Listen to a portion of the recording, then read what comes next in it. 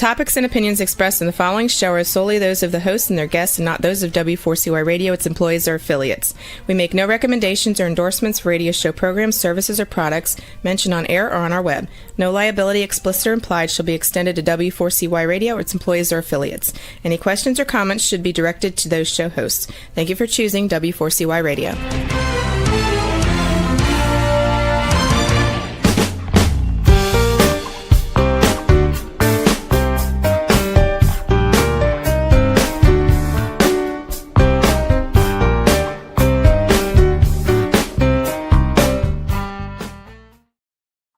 Welcome to the Connected Table Live. We're your hosts, Melanie Young and David Ransom, your insatiably curious culinary couple. We travel the world to bring you the amazing people, places, food, and drink we experience because we want you to step out of your comfort zone and experience the world and see how amazing it is, whether you're eating, drinking, exploring, or looking for more inspiration. You're watching live on the Connected Table Live on YouTube. And you can hear all our shows on demand anytime on 65 podcast channels and follow us along at the Connected Table. So we're taking you to Washington State. There's a photo behind us to the Walla Walla Valley AVA to talk about the area and meet a vintner who has had multiple careers. And this is like his next chapter. We're talking about Frost alert, Doug Frost, who has had an amazing long career in the hospitality industry. He's been on the show in another capacity, but we're doing it now as he's a vintner. First of all, Doug is the first individual to attain both the Master of Wine and Master Sommelier recognitions, which only I think 4 people have done. Wow. He is a co-founder and co-creator of Beverage Alcohol Resources, a certification program for bartending professionals, and it's like really intense. We saw a great movie on it, Tales of the Cocktail. Yep. He also has been the longtime wine director at American Restaurant. I don't know for how many years, we'll ask him, in Kansas City, where he's from.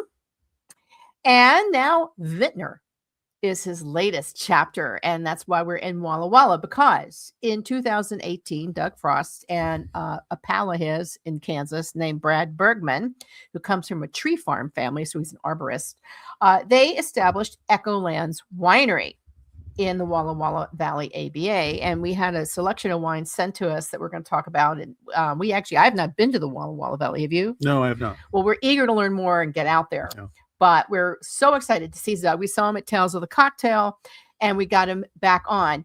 I'm going to welcome him, and then we're going to show a video. Okay. So, Doug Frost, welcome to the Connected Table. David, you were saying something? Well, I was just saying this is a repeat, too. We've had Doug on the show before. Yeah. And now we're having him here to talk about the wine, because he hadn't really come out with the wine yet when we last talked. This is a whole new chapter, and we want to showcase that. So, hey, Doug. Hey, Melanie. Hey, David. How are you both? Nice to see you. How are you? So you're in Kansas right now. You're in Kansas City, Kansas. Yes. We're going to just briefly show a video to transport our viewers and listeners. I'm sorry.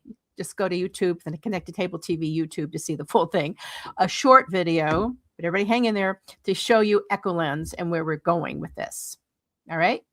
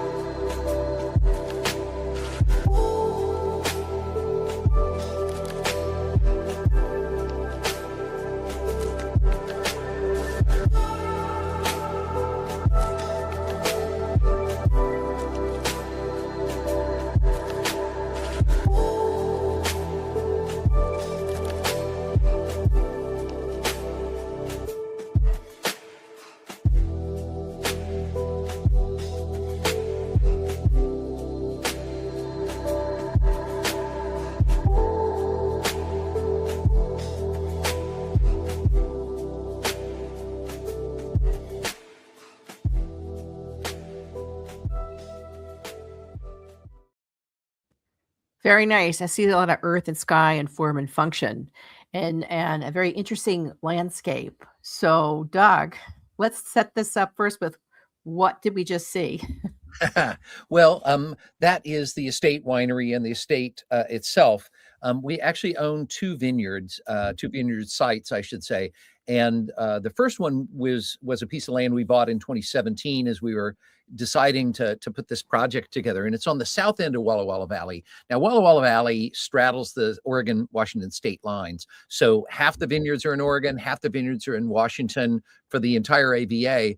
And our first site was on the south end. And that's actually what's right behind you in that picture, is looking out on some of the snow capped hills just above that vineyard called Taggart, which I named after my grandfather who grew up in the area, my aunt who lived in Walla Walla, et cetera, et cetera. So in the meanwhile, we bought another piece of land, and that's what you're seeing in that video. It's about 341 acres. Hills that rise up to 1,800 feet or so. So much colder, much wetter. What's kind of crazy about it is that Walla Walla Valley being, not that big a valley, we're 14 miles apart. The Taggart Vineyard, which is very typical of Washington State, it's desert. You get about 8 or 9 inches of annual rainfall. You irrigate or you die. 14 miles away is that estate that you saw in the video. It's 28 inches of annual rainfall, almost 4 times as much rainfall 14 miles away, because it's the rain part of the rain shadow that the Blue Mountains that you saw in the video. The Blue Mountains create that rain shadow, if you will, so that's the new estate. It's a tasting room. You saw the interior with the big windows looking at the blues, and then you saw Blake, our assistant winemaker, washing off in the middle of harvest. We finished harvest in October, and so we're just finishing cleanup. Well, it's stunning, right? It is. It's a beautiful area. I have not been, Melanie. Have you? No, I haven't. I've only been to like Woodinville. Yes. Yeah. And here's what I've learned, and you're the master. So let's just set up the geography of Washington State. So first of all, for anybody who doesn't know their geography, it's in the Northwest, the Pacific Northwest. What I learned studying, and you're the educator, I learned that most of the wineries are on the eastern side of the Cascade Mountain Ridge as compared to Oregon. We're on the western side of the Cascade Mountain Ridge, which I thought that was cool. Right. And you brought up a couple of interesting points. One, the Walla Walla Valley is one of the AVAs. It's hugs both Washington and Oregon, which is cool. I think there's maybe 1 or 2 other ones, right? Yeah, there's a couple of areas like Ohio River Valley has like 5 states, but it's a bit unique. I pulled up some info from the Walla Walla Valley AVA website. Mm-hmm. I learned that it's a big agricultural hub known for strawberries, apples, asparagus, and onions, as well as wine. And there's about 120 wineries, including Echolands. Now, we just learned with you that you have family history in the area. So tell us about that. Well, my mom was born in Tacoma. I was born in Portland, Oregon. My grandfather, like I say, grew up in Wenatchee. And so even though I live in Kansas City, we moved out to the Midwest when I was a little kid. But everybody else in the family was, certainly the extended family, everybody else is on the West Coast. And so we were the black sheep of the family. And we would come, drive back and forth to the West Coast, mostly to the Bay Area, because that's where most of the family ended up. And so I got into the wine business out here in Kansas City, and then had an opportunity to buy some land in Walla Walla. And the truth of the matter is that my business partner, who you mentioned earlier, Brad Bergman, he was kind of on me to buy something on Howe Mountain or someplace else in Napa or at least in California. And I said, no, we're not going to do that. And the answer is, when people ask me why, there's several reasons. One is certainly price. I mean, the price of land, unplanted land in Walla Walla, was a fraction of what I would pay in Napa Valley. Mm-hmm. And 2 was, I feel like it's one of the reasons that I'm not in the Willamette. Like you said, the Willamette in Oregon is right between the coastal and the Cascades. It's a much cooler and wetter site, ideal for Pinot Noir. But 1, I knew that my business partner, Brad, didn't really care about Pinot Noir like I do. 2, I feel the same way about Napa. They don't need me. They don't need me to come along and go, Doug's got a better idea. Yeah. It's like, It's a saturated area, that's for sure. And I think you have the ability to really kind of get in on the ground floor and build up in Walla Walla.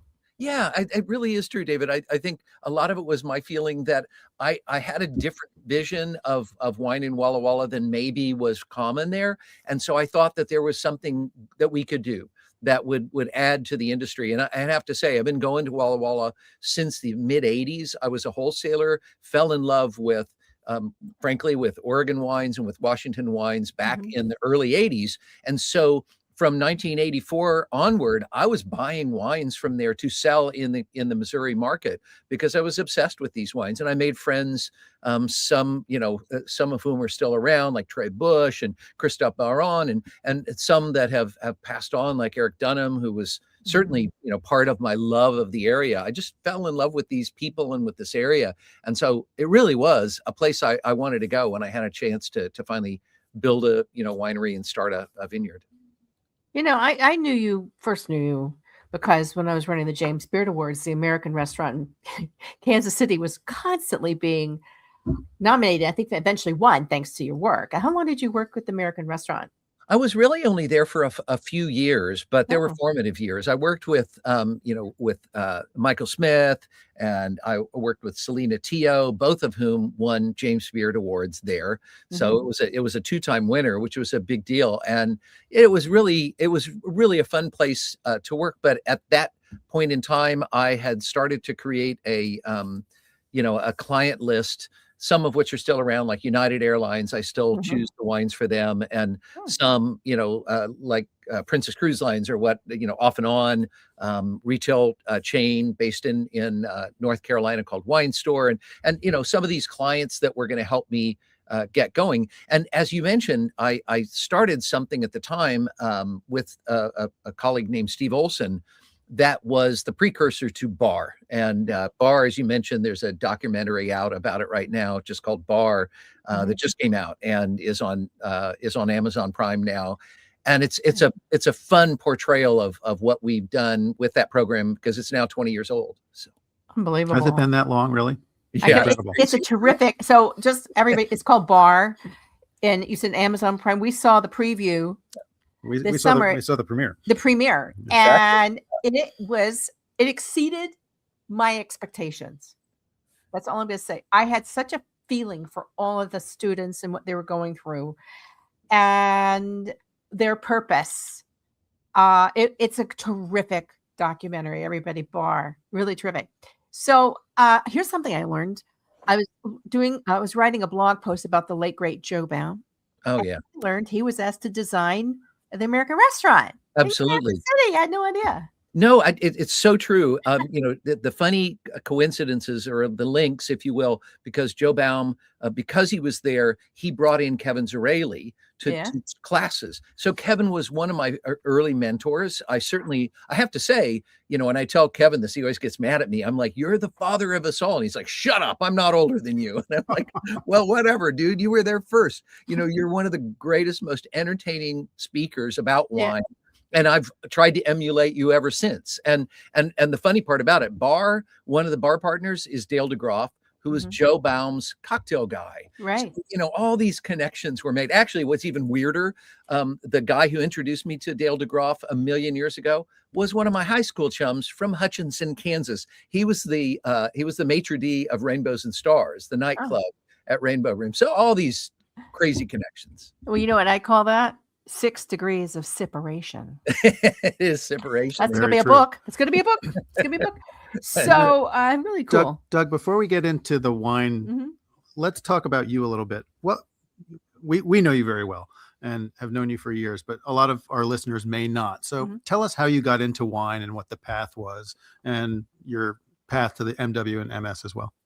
Well, sure. I was working in restaurants at the age of 14. I was washing dishes, continued to work in restaurants, became a bartender. Actually, before it was legal, I lied about my age. So I was bartending at 18 and 19, in Colorado, and started working in restaurants. Again, my high school chum was working at a particular restaurant in Kansas City called Plaza 3. I started working there. And a wine steward there, a guy named John Scupney, he, in the first week I was there, he said, "You seem to know something about wine," which I did not, but I was a good mimic. In my undergrad degree is in acting and directing. So he was like, "Wow, you're a really good wine salesman. You seem to know a lot about it." I'm like, "No, I know how to pretend to be John Scupney." So I sold a lot of wine. I won the contest. So he took me to wine tastings, and my eyes were just open. I had no idea. My uncle, another reason why I call the vineyard Taggart, my uncle, Gene Taggart, poured me my first glass of wine when I was 15 years old. It was Louis Martini Special Select Pinot Noir 1968. Good way to start. Just to be, complete full disclosure, second glass of wine was Country Quencher, and I think Strawberry Hill was the third glass of wine. But I started good, and this restaurant past took me into hotels and helping run multiple restaurants with hotels, and then into distributorship.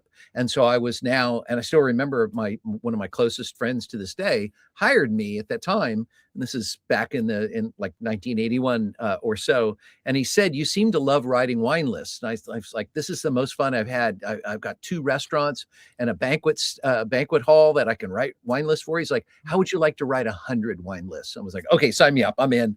And I became a distributor, basically consulting with restaurants, including one called Starker's, Harry Starker's, which won a grand award from the Wine Spectator. One of my close friends, his uncle owned the place, so we collaborated on that wine list. It just really, I just fell into this thing that I loved, and I had great mentors like my friend John Scupney and Mendel and watching Zarelli work and people like that, and just managed to build a career out of that. And then once I finished my Master Sommelier and Master of Wine in 1993, I finished both.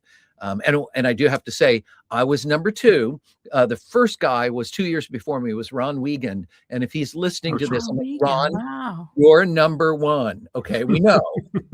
And are there still only 4, or was that like old news and it's more now? No, there's actually still only 4. So who are the other 2? Crazy. It's a little crazy. But I think that the honest truth about that is most people finish one and they're good. It's like, it requires somebody very, very insecure living in Kansas City in the wine business to need both of them. It's like, look at me. Well, it's a masterful accomplishment and a great thing to have on your curriculum vitae, as they say. And I think many, as we get the announcements of new master sommeliers and masters of wine, I admire them because it is a rigorous process. It's true. Yeah, it's very true. I mean, supposedly it depends upon how you do the math, but it has a very low pass rate, under 5%. And typically we'll say that the MS, if you get through it, is a 5 to 8 year process, and the MW, if you get through it, is an 8 to 11 year process. So I was fortunate. I was kind of ready to go, and I passed the MW in the days when you didn't have to write a dissertation. Right. So I got through both of them in under 5 years. But that was then. I'm an old guy. I forgot. Would you recommend in because you're the wise guy, would you recommend to people who are younger or starting out in the business or career changing or whatever, would you recommend that they get some level of certification? It may not be MW, MDES, maybe WSET. What would you tell them, and what would you like to say? I think that's a great question, and I really would say yes, some certification, not for the postnominals, not for the title, but because it's there's some version of discipline, of study, research, and understanding and comprehension, and actually, probably more importantly to me, certainly at the time, more importantly to me, the camaraderie, I got to meet my tribe. I was like, truthfully, the MW I was prepping for kind of got involved and I had to step away because of work stuff. I got back into it. And 2 weeks before the advanced sommelier exam, I was told about it. And on a lark, I show up for it, and I passed by a miracle. But the truth is, I didn't mean to do both, but they helped each other. And they really were, that, as I say, those moments when I looked around the room and thought, these are my people. Why haven't I been hanging out with these people before? Even if I don't pass, I don't care. I got to meet these people and become a peer of theirs. And I'm just really grateful for that.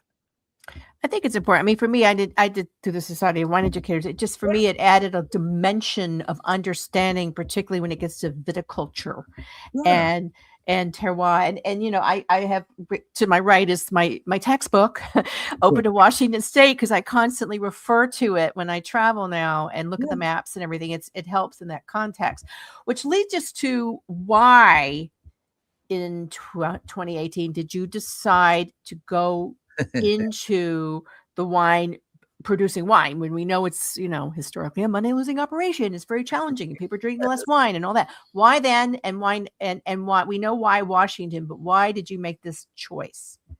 Well, at my age, I honestly saw it as, this is it. This is your one chance to do this. If you're going to do it, do it. And I really did feel that my understanding was incomplete.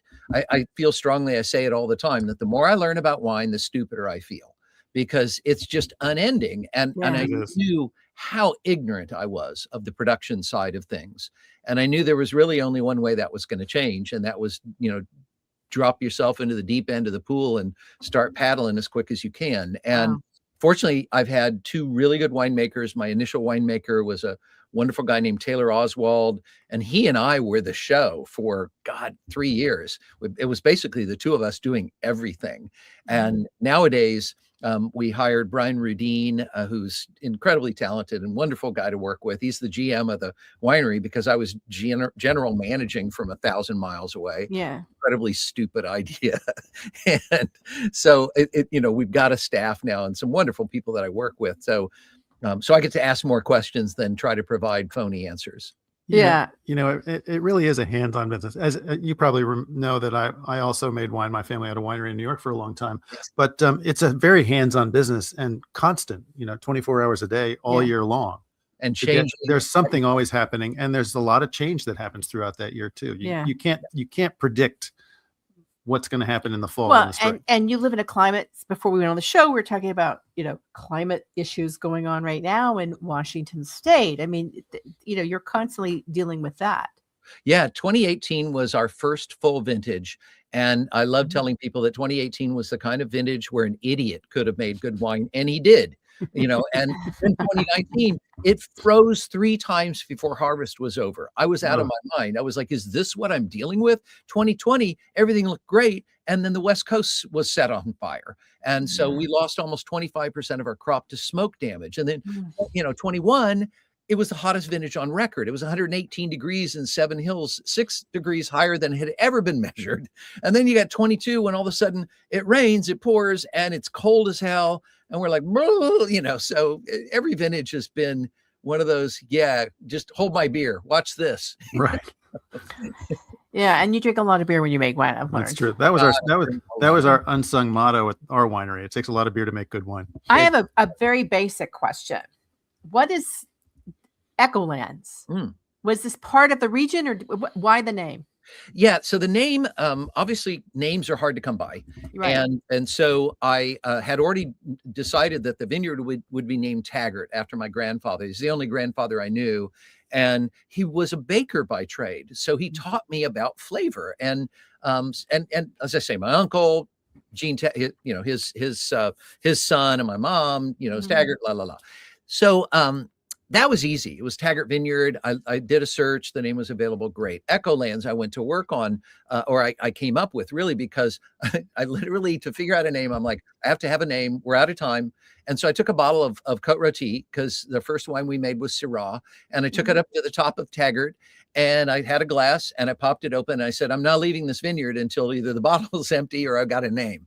And so I kind of stood up after a few glasses and started yelling. And you can see basically underneath you in that picture behind you is a canyon where Lower Dry Creek is. And so as I stood at the top of our vineyard, which goes up to 1,300 feet, and I yelled, my voice came back. And I thought, okay, echo is a good thing, because I've always told people, the decades I've been in the wine business, people are like, well, what should I call, what should be on the label? And I'd always say the same thing: tell me who you are and tell me where you come from. So, the vintner's name is on the back of the label and where the wine is grown. But Echolands, it suddenly appealed to me to say something about echo, and lands just kind of, was the name available, because I realized I need to admit to people, I live in Kansas City. This is in Walla Walla. It's like an echo. It's not a direct voice. I have to admit to people. And so the name was really an admission of that. But wait, there's more, which is, now I'm like 2/3 through the bottle, and I'm like, but Ovid's Metamorphosis, where we get the myth of echo, is really instructive here, because remember, the gods give Echo the gift of voice so she can declare her love for the youth Narcissus. And I'm going to go bad taste in men, sister, because, he's a narcissist. And so, the gods are assholes. So they're like, you can only say what is said to you. And I thought, well, what an apt metaphor for winemaking. You shouldn't try to add your voice to it. You should merely let the grapes echo the land, let the wine echo the grapes, and let that be all. But I have to admit, there's one other connection, because I finished the bottle, and that's Walla Walla. It's an echo. So. Oh, that's interesting. Yeah. So, I'll come up with a fifth reason. There's got to be another reason. Well, it works for us. We like the name a lot. I love it. And we like the wine too. So, your Walla Walla is known for Cabernet. You make a range, though. We tasted, I think it was 6 or 7 wines. Actually, we have not tasted 2 of them. But you do a range. We taste, when we'll go through, we tasted 2 Riesling. Yes. A Sauvignon Blanc, which is very different from a lot of the Sauvignon Blancs that I've tasted. Very distinct, and probably one of my first. And I think Sauvignon Blanc's strong up there. The Cinsault, which we loved. Oh, cool. Just loved. The Cabernet Franc, which was terrific. Fabulous one. The La Colline vineyards, so different vineyards. The Syrah. And then Rosal, which we haven't opened because it's a Bordeaux blend. Yes. A Cab Merlot, Cab Franc, and Petit Verdot. What do you feel are your strong points here? And what do you feel are the wines that really in that range? And there's others. This is what we tasted. What are you best known for? Well, the Cab Franc we've planted more Cab Franc than anything else. And, probably the highest accolade we got was earlier this year, Decanter Magazine, which they do their World Wine Awards. They taste 17,000 plus wines, and they picked 6 American wines to give a platinum or higher award to. And one of them was our Cab Franc. It was the only Washington State wine that won a platinum or better award. And so, we are very grateful for that. But if you tasted the Cab Franc, it's a bit more Loire-ish in style. It is a funny coincidence again that my first mentor I mentioned, John Scupney, he went on to found a winery in Napa Valley, which specializes in Cabernet Franc. It's a winery called Lang and Reed. And, he and I still talk. And still have a close connection, and Cab Franc's a grape that I felt needed more love and attention. It was one of the reasons why one of the goals of the winery was to bring more attention to Cab Franc. Certainly, Syrah is something I love dearly, and so that was the first wine we made. And finally, I think Bordeaux style blends are one of the strengths of Walla Walla Valley. Right. So I felt that we had to focus on that. So we make a few different Bordeaux blends, the Resound being more Cab dominant, but we make another one called Groundswell that we've already sold out of, but I'll get you 23 when it's released, and it's more Cab Franc Merlot. It's more right banky, if you will. Well, I have a few questions. So the Cab Franc, we love Cab Franc, and the East Coast is very strong in Cab Franc. We love the Loire Cab Franc, so we're already built-in fans. The 2023 Walla Walla Valley Cab Franc that you sent us was 75% Cab Franc, yes, 19% Merlot, and 6% Cabernet Sauvignon. Yeah, it kind of begged for us to go ahead and let it, because the previous Cab Franc was very almost 100%.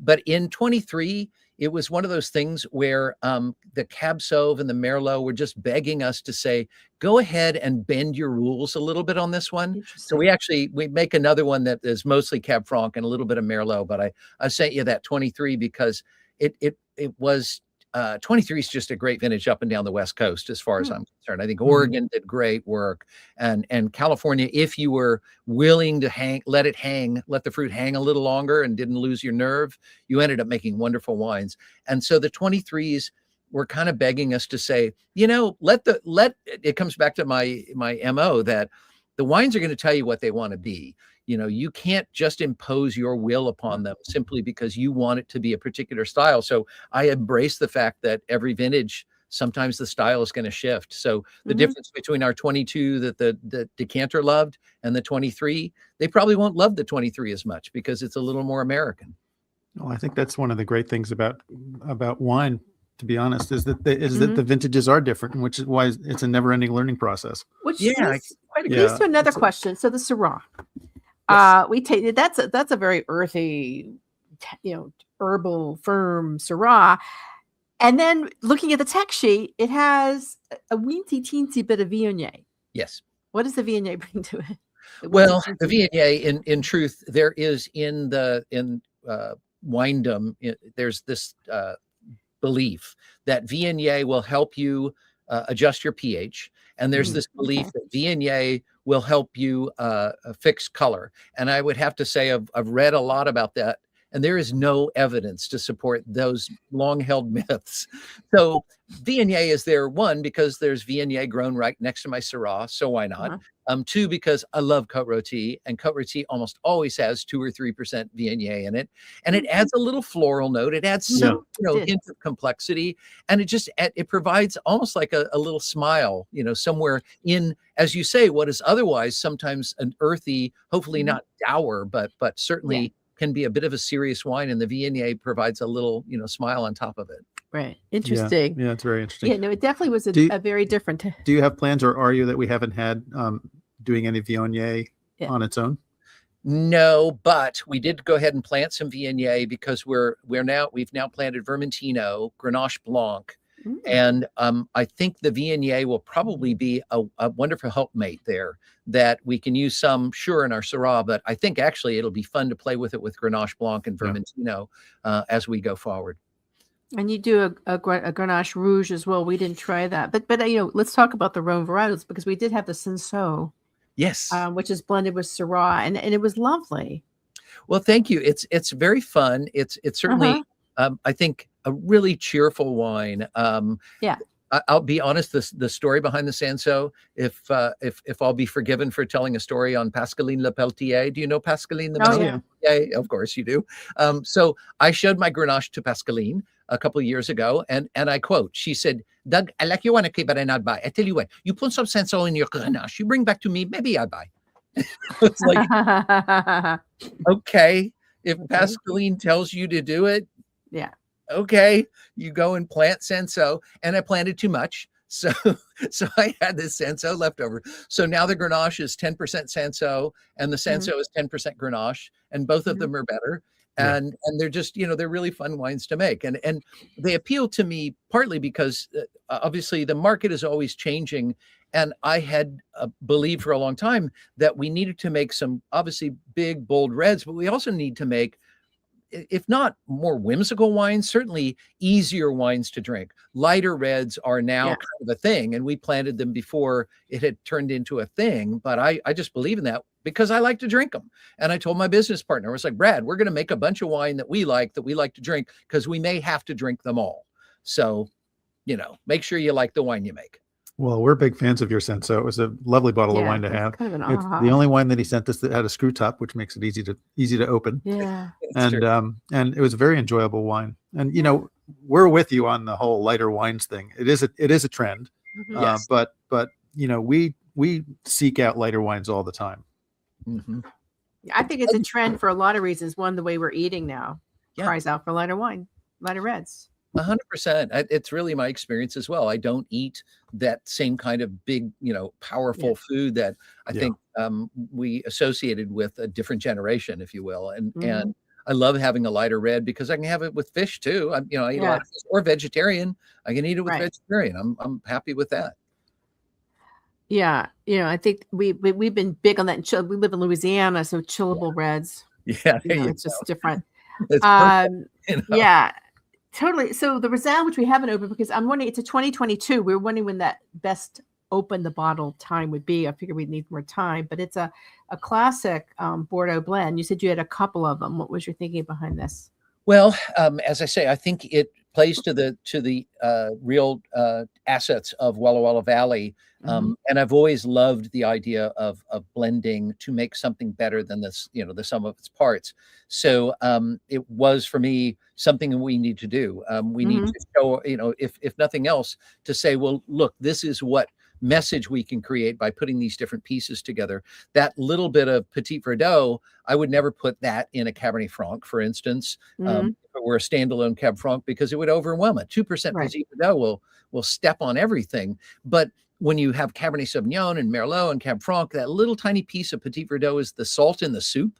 It literally adds, it helps bring pieces together and make them work together. Obviously, if you add too much Petit Verdot, it's like too much salt. It tastes crappy. But similarly, without the Petit Verdot, the soup is kind of like, I don't get it. What are you trying to do here? And then you put the salt in there and you go, oh, this is delicious. I love that comparison. Yes. If you're cooking everything. So, why don't we talk about the Sauvignon Blanc, because we opened it last night. Yeah, we did. Oh, cool. And it was racy. Enjoyed it quite a bit. Yes. And that's obviously from our home vineyard. That's the Taggart Vineyard Sauvignon Blanc.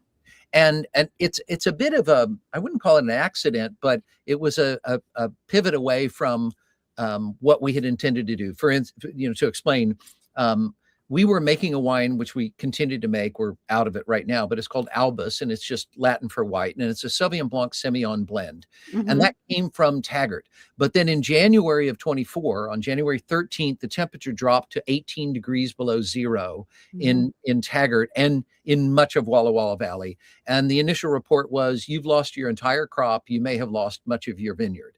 Of course, I was like, oh my God, here we go again. Right. So immediately on January 14th, Brian and I were on the phone trying to find people who had fruit, because Walla Walla was theoretically wiped out.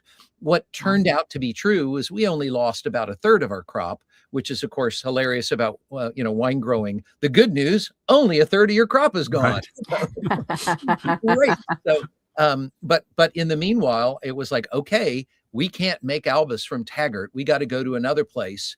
And so we went to Yakima to this vineyard called Angelina, which is up at about, it's about 1,300 to 1,600 feet elevation. We know it well. Brian used to work with it.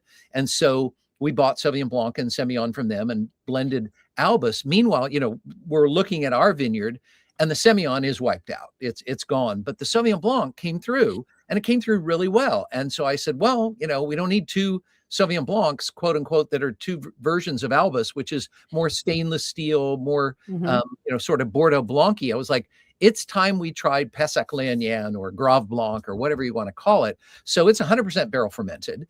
I kind of defy people to notice that, because it doesn't seem barrel fermented, but it seems very textured. And it seems, it has an intensity that the barrels give it. It's about half of the barrels were brand new. But it was an experiment. It was a happy experiment. I'd played around with this with one barrel in 23. And so I was like, I know this will work, or at least I think that this will work. And since I'm going to get some Sauvignon Blanc off of Taggart, despite what Mother Nature threw at me, let's go for it. And I'm hopeful that wine is the kind of wine in 10 years we'll taste and go, this is from where? Because I think Sauvignon Blanc is capable of aging, but it's very few of them that are. Yeah. It's interesting. Very, very interesting. Well, we love the fact that it has 15% Semillon in it as well, which is one of our pet grapes. We love Semillon. Yeah, I mean, that was some of my Semillon was wiped out, but I had a little bit of Semillon. We didn't make very much of the wine at the end of the day, but I was like, that Semillon, it adds texture. It does. Yeah, the thing that's interesting is I'll do 3 days of skin contact on the Sauvignon Blanc, but I definitely don't do that on the Semillon, because Semillon gets kind of weird and oily if you do that. Yeah. But in contact, it's a trick I learned in Bordeaux 20 years ago, and I was like, we're going for it, man. We're doing skin contact. We're going to get crazy. So it was fun. I'm happy with that wine. I think skin contact is the little thing that they don't tell you a lot of times. It's true. No, it's true, because it sounds weird. Yeah. Red wines, sure. White wines, yeah, what? Of course. Yeah. Yeah. Very interesting. Let's talk about the winery and the structure, because and here we're going to pop a photo up because it's quite striking. Our engineer Juan will put the photo up shortly, but and then that'll lead into the visitor experience. I mean, it kind of like the talk to us about who designed it and the element, because a lot of this is to really be in sensitivity to form, function, earth, sky, and nature, and being a well blended.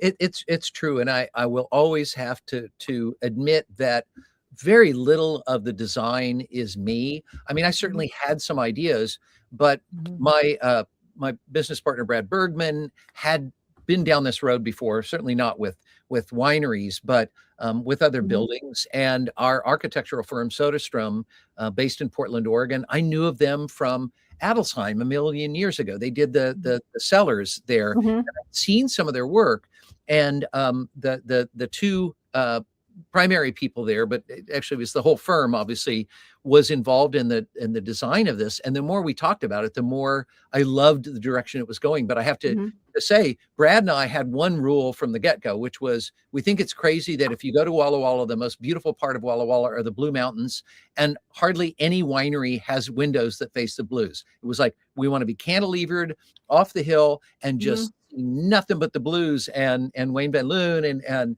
Larry and Farrar and everybody at Soderstrom, Caitlin, they were all like, yeah, we get it. We totally get it. So we all went up to the top of the hill, walked around for hours on end. And then they came back with an idea that Brad just kept pushing, in certain directions. And I'm really pleased with it. So what you saw, that big, long lit area, is literally the walkway. Off to your right is the barrel room that you can see through windows. And then when you get to the end of it, you see that big open room that you saw in the video that faces the blues. So when you go there to for a tasting experience, what are some examples of tasting experiences that you offer to people who wish to visit Echolands? So we do flights. The flights are ever changing. So it may be that you do a Rhone flight. So you see the Sanso, you see the Grenache, you see the Syrah. It may be that you do more of a Bordeaux flight. These days, or certainly during the warmer months, we were very focused on the white wines that we make, because we not only make the Sauvignon Blanc. As I said, we had the Albus until that sold out. We had a small amount of Grenache Blanc that we fermented in clay amphora that we quickly sold out of. We made Roussanne that disappeared instantly. We made Albarino that disappeared instantly. So we're making more of each of those. So, we'll set up flights based on kind of what's available, but also the season. Right now, it's more about, let's give you some bigger, bolder reds. One of the things I noticed on your website was that there are a lot of different types of vessels at your winery. It's not just stainless steel and barrique. You've got big oak, you've got concrete eggs, you've got some amphora. Tell us about the philosophy behind using all these different things, and highlight a couple of wines for us. Sure, of course. Well, poor Brad, he gets to pay for the toys, because I'm always like, Brian and I are constantly like, well, what we could buy. And so the Riesling that you had, about a third of that came out of a concrete egg. And then about 2/3 of it was stainless steel. But we also make a dry Riesling that we'll release in 26 that about a third of it was in concrete egg, and 2/3 came out of an Austrian oval. It's about the same amount as 10 barrels. It's a giant oval from, with Austrian wood. We ran some white wine through it to kind of clean it up, and then fermented the Riesling in there, and it just came out beautiful. It's really wonderful how that's altered the Riesling for us. Those concrete eggs, what they did for us with the Sauvignon Blanc is add some texture. Concrete is a porous surface, and it allows this kind of continuous oxygen ingress that can help a wine to develop some texture. We've got giant concrete tulips that are, they're giant, they're like 12 feet tall. And we have done rosés in them. Once again, you get this kind of inner convection inside there. You get some porosity that helps the wine not to be so steely and tough, but allows the wine to kind of open up and become a bit more supple. So that was initially used for Cabernet and for Riesling and for Sauvignon Blanc. And we decided last year that concrete cubes are better vessels for Syrah and for Cabernet. So now the Cabernets and the Syrahs go in these rather large concrete cubes. These are the kind of toys that you're seeing now often in Bordeaux, as we're sort of going back to the past and seeing how the world of stainless steel is useful for certain wines. Certainly to keep that Riesling that you had nice and bright and shiny, that stainless steel is very useful. But when you're trying to create more, I think, gentler or more complex textures, I think having concrete, having a lot of oak to play with, David, as you mentioned, for our Syrah, all the Syrah goes in 500-liter puncheons, which allows more oxygen than oak exposure. And for me with Syrah, that's really, really important. And I saw this in the 80s, the first time I went to the Rhone Valley. Everybody I visited had 500 liters. And I thought, if I ever make Syrah, that's what I'm doing. So what's in your crystal ball for Echolands, you and Brad's? Yeah, I think as the vineyards come online around the winery, you saw some of the early versions of those vines. They're really happy up there, and so they're growing quickly. We're going to have more toys to play with. Like I said, Vermentino and Grenache Blanc will probably get our first vintage next year. We grew on the Taggart site on the southern end, where it's really hot and dry and windy. We grew some Assyrtiko, the famous grape of San Joaquin. And yeah, we had enough to make 12 cases this year because the plants are babies. And it's like, oh, this is going to be good. It seems real happy there, but it's hot, dry, windy on volcanic soil. Sounds like Santorini, so we'll see how that goes. And I think most importantly, what we discovered in the 7th year of Taggart, we really had, I honestly have to admit, I had started to lose hope in that vineyard. It was really struggling. There was really, I wasn't getting the yields that I thought I deserved. I wasn't sure what was going on. And in 25, this past year, the heavens opened up. It's like, oh my God, that's what we were waiting for. And my neighbors, like, Marty, Club at Lacole with Ferguson Vineyard was like, oh, it takes time up here. You have to wait. It's really a tough space. But once the vines get there, then you're off to the races. And it seems to be true. So we're, believing that we can make kind of bigger, more complex red wine, but we also, as I say, have pivoted to as well making lighter style reds and hopefully making more complex white wine. Well, it'll be interesting to see where you go with this because it's still a very young winery in the scheme of things. One last question before we have to wrap. So you're part of a small and distinguished group of sommeliers of note who have ventured into becoming vintners up in the Pacific Northwest. Yes. With success. So congratulations. What would you say to anyone who is listening or watching to the show thinking, I want to create my next chapter and do what Doug and Larry Stone, Roger, all these people have done? What do you want to say to them? Well, at the old line is the only way to make a small fortune in the wine business is to begin with a large one. So I hesitate to encourage anybody to do it unless you just have that burning desire and you can find a business partner or partners who get it. This is not a 10-year project. It's more like a 20 or 30-year project. And you have to approach it that way. It is just, there's no way, especially these days. I mean, the market is very unsettled. And the larger market, the world is very unsettled. And so it's even more difficult today. You just have to be in it for the long haul. And patience. And, Mother Nature ultimately has a final word. Yes, she does. Oh, man. Yeah, I know. Well, Doug, it's great to talk to you again for another much more focused story of your life for the Connected Table Live. We wish you all the best. We can't wait to come out and visit Echolands and Winery and also Walla Walla and really experience it for ourselves firsthand. We would love to have you out there, but of course, I look forward to seeing you in your anywhere, your town, anytime. New Orleans soon. That's one of the greatest cities in the world. That's all. We'll be here. We'll be here. So thank you again. If you are watching and listening and want more information, it's echolandswinery.com. You can go, there's some great information there about the winery. And then you can also go to the Washington Wine Institute and the Walla Walla Valley AVA websites for more information on the region and the wines, which I found very helpful as well, because it's totally unique. Because as we all know, in the United States, you make wine everywhere. There is wine made in every United States.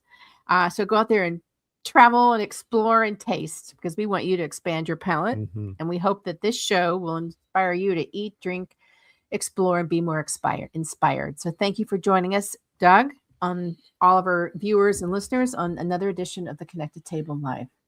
Always stay insatiably curious.